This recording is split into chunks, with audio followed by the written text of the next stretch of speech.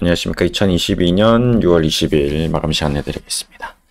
네, 주시장이 끝없이 하락하고 있네요. 코스피 지수는 2391포인트, 2400포인트마저 무너졌습니다. 조금 특이한 점은 아시아 시장 대비해서도 좀 우리나라 시장이 유독 좀 많이 빠지고 있습니다.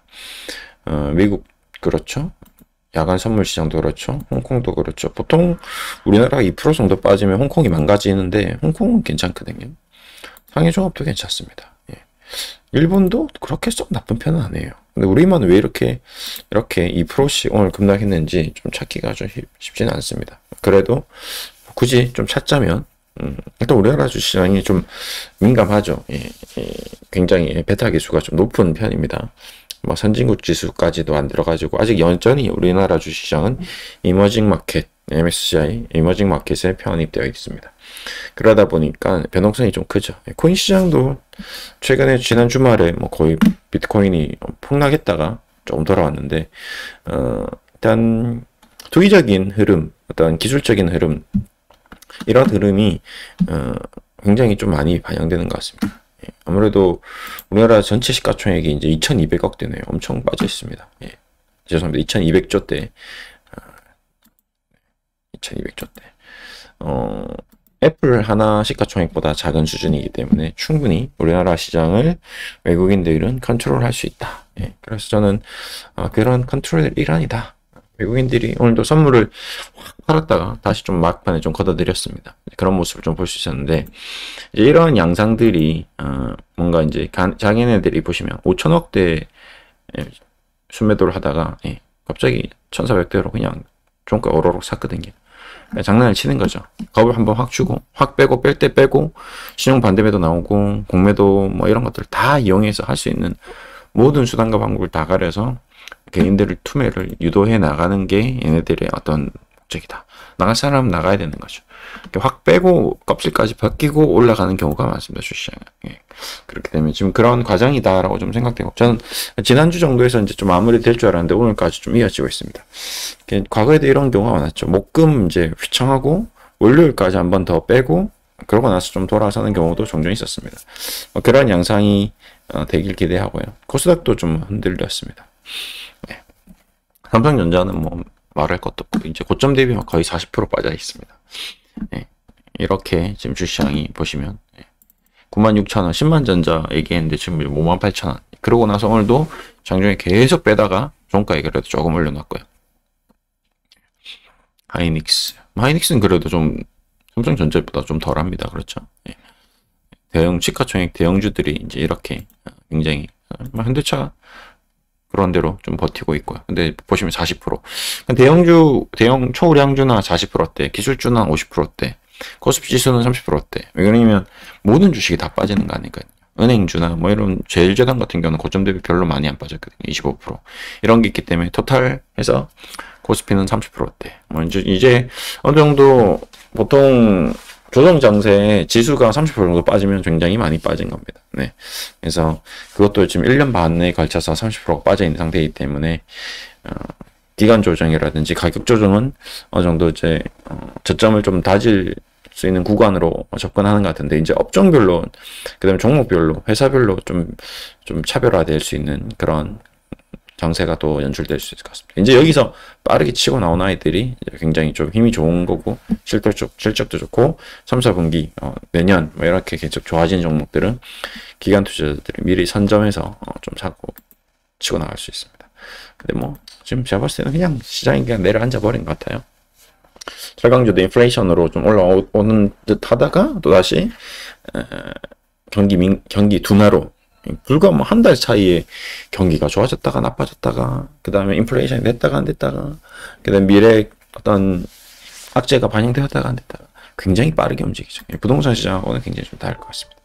이렇게 가파르게 이제 주시장이 변동성을 보였는데 부동산 시장은 또 어떻게 될지 그것도 좀 궁금합니다. 저도 부동산이 지금 거의 거래가 안 되고 있다고 하는데 가격은 이제 올라간 상태에서 이제 이 부동산 시장이 과거에 IMF 때도 약간 비슷한 현상이 있었는데 뭐 경매 시장에서는 이제 뭐 폭락하고 막 그러다가 영부영 하다가 주시장이 버티고 돌아오는 구간에서 그냥 같이 살아나더라고요. 그래서 부동산 시장은 그냥 저렇게 하다가 계속 이제 요 가격대를 유지할 수도 있겠죠. 예. 실제로 뭐 돈이 많은 사람들이 주로 부동산을 지고 있기 때문에 걔네들은 뭐 특별히 지금 당장 뭐 눈앞에 이익이나 손실에 대해서는 별로 관심 없는 사람들이 많아서 그냥 부동산 시장은 이렇게 갈 수도 있는 것 같고, 그러다가 또 계단식 상승, 그냥 계속 행보하다가 뭐 조금씩 빠졌다 올랐다 빠졌다 했다가 그렇게 될 수 있겠죠. 근데 부동산 시장은 지금 여기서 뭔가 먹을 수 있는 거는 굉장히 좀 작지 않겠는가. 오히려 주식시장이 여기서 한번 와장창 쏟아지고 난 다음에 다시 한번 랠리를 이어갈 때 그때 좀 수익이 또 가파르게 또 나오지 않을까, 그런 생각도 좀 하고 있고요. 아무튼 여러 가지 생각을 하고 있습니다. 그리고 지난번에 얘기했던 노터스 절대 매수 금지 어떻게 됐나요? 제가 얘기 드렸던 그대로 되고 있습니다. 점 하나 나왔죠. 이제 이러면 내일 또 점입니다. 왜? 4천 지금 몇 조죠? 6,244만 주 매물 폭탄이 나오거든요. 예. 노테스는 뭐 오늘 뭐 매수하신 분이 또 있을지 모르겠는데 절대 사면 안 되는 거죠. 오늘 6월 20일 얼마 안 남았습니다. 예. 우리나라 주식시장은 끝없는 하락을 하고 있고요. 노테스는 이제 하락이 시작된 거죠. 예. 이 말도 안 되는 이 가격 상승에 대해서 논리적으로 설명할 수 있는 방법은 없습니다. 예. 그냥 단순히 시작됐을 때부터 노터스를 HLB에서 인수하고 나서 무상증자도 그냥 장난치듯이 뭐 8주, 한 주당 8주 주는 무상증자 무슨 의미가 있습니까? 8주 주든 10주를 주든 한 주를 주든 아무 의미 없는 거거든요. 근데 마치 엄청난 뭐 부를 나눠 가지는 듯한 모션을 취하고 실적으로는 아무런 변화가 없는 거거든요. 기업에는.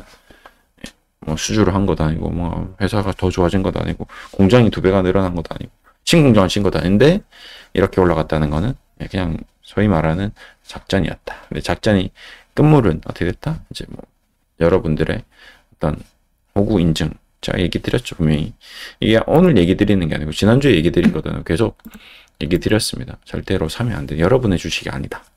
네. 절대 이런 주식은 건드리면 안 된다라고 노터스를 제가 주의를 줬습니다. 이때도 노터스 조심을 2주 전부터 얘기 드렸죠. 이렇게 될 거니까 이런 거는 어디서 사고 어디서 팔아야 될지 전혀 예측이 안 되는 거기 때문에 조심하세요. 그 다음에 이제 10일 전에 이렇게 될 겁니다. 상한가 가다가 또 하한가 갈 겁니다. 여러분 죽을 수 있습니다. 그리고 6,244만 주 나오면 그 다음부터는 못 팝니다. 그러니까 지금 들어가시면 안 된다고 계속 얘기 드렸습니다. 그러고 나서 지난주도 얘기했고요. 이런 주식은 공부 사례가 됐을 겁니다. 그리고 뭐 앞으로 또 뭐 5주 준다, 뭐 6주 준다, 이런 눈 가리고 아웅하는데 절대 속지 마십시오.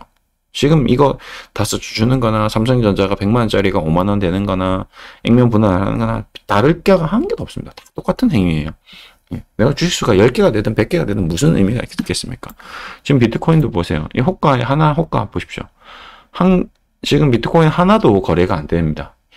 지금 뭐죠? 2만 달러에 1.244개가 지금 거래되고 있습니다. 이게 무슨 말도 안 되는 행위입니까? 코인을 한 개의 가치가 지금 2만 달러인데 그 한 개의 가치를 하나로 살 수 2만 달러가 너무 비싸니까 장난을 치는 거죠. 여러분들한테 거래를 할 수 있게끔 0.001 단위로 거래를 하게끔 해준 거죠. 네. 웃기는 짓이죠. 이게 여러분을 가지고 노는 거죠. 예. 완전히 가지고 노는 겁니다. 주식도 한 주가 거래되는데 그 한 주의 가치가 0.001주가 무슨 의미가 있겠습니까? 예. 의미가 없는 거거든요. 예.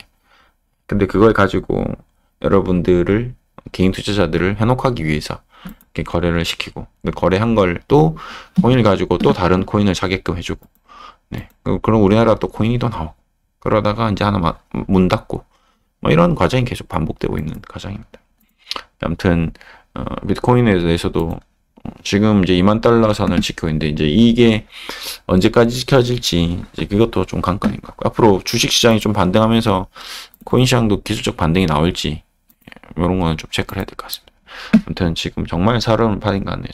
잘못 디디면 그냥 굉장히 와장창이 되는 그런 힘든 국면인 것 같습니다. 코인도 그렇고 뭐 노터스도 그렇고 지금 주식 전반으로 쉽지 않은 그런 국면이니까요. 힘내시고요.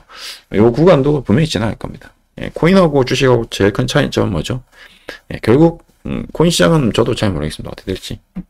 하지만 주식 시장은 반드시 우리가 시간의 어떤 가치, 어떤 기업의 가치와 시간의 흐름에 따라서 분명히 그 기업의 어떤 가치가 상승하는 기업은 투자 수익을 얻을 수 있다.